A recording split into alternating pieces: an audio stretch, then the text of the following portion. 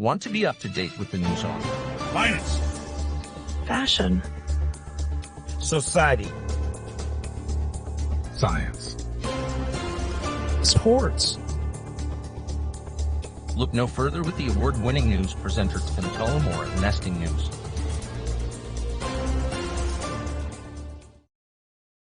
Good evening. This is Nesting News on Channel 1, and I am the sparkly bubbles that make the otherwise boring waters of news interesting, Tim Tullamore. Today will be a quick, yet interesting one.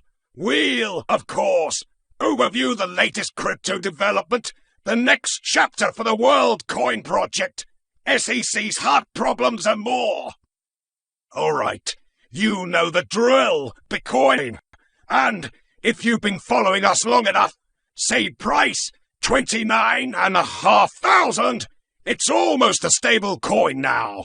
Just tracks this particular number, not the US dollar. Anyway, not much development here. The Bitcoin ETF fundings by the big three funds are still being reviewed. In fact, Gensler and another 5 employees of SEC personally review those. Good luck to the applicants.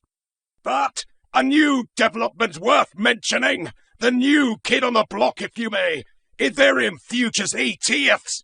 This is huge, given the fact that the Ethereum futures ETFs are being applied for by 6 companies, and most importantly, their front runner is Volatility Shares, a fund that paved the way for this innovation with their pioneering of Bitcoin futures ETF. Of course, these ETFs are under the scrutiny of the SEC. Taxpayer money well spent, just like the UFO hearings.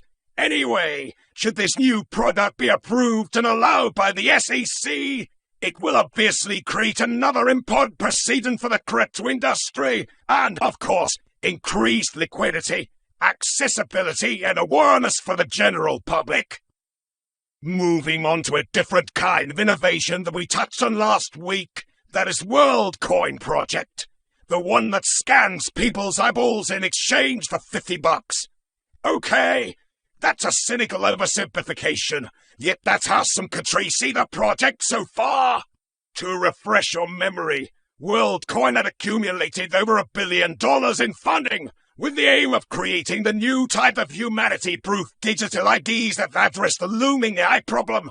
However, while the idea might seem innovative and somewhat noble, the approach has spurred some controversies. You see, when your employees go around scanning people's eyeballs for a monetary incentive, it is only a matter of time before someone starts questioning the safety of data, one's privacy, and the incidents that can quickly get out of control as some dodgy manacas start acting as iris brokers.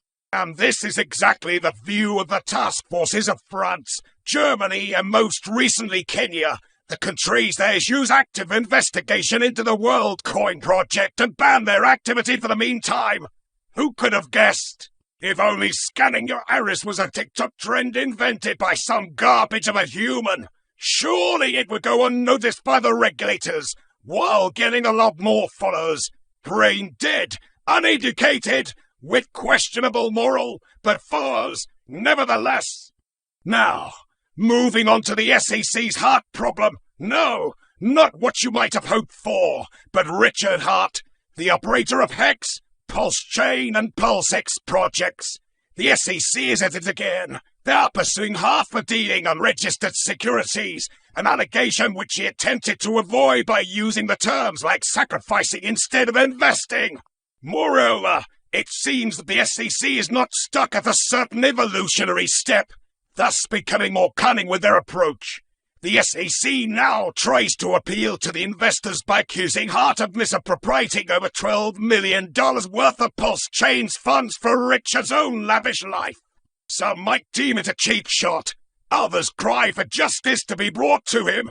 Regardless, Mr. Hart does have a good reputation among some communities, as he often warns users of potential scams, something the SEC fails to do on a regular basis. But, in the end, it will take more than a public sentiment, and, as always, we will be monitoring the courtroom situation closely. And now, to our regular rubric, Exploit of the Week. The first one is quite bald. In fact, it is a meme coin called Bald that was launched on Coinbase-based network and quickly accumulated $26 million. Needless to say how it all ended. The entire pool was drained in just 2 days after its launch. Moreover, the curly Sam Bankman-Fried is rumored to be the operator of this rug pull project. Wouldn't be surprised, honestly.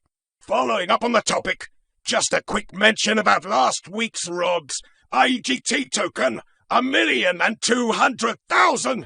Canada Finance over 2 million. DeFi Labs $1.6 million. And those are just the rug pulls that we know about, and the last week only. What's the lesson learned? Be very cautious.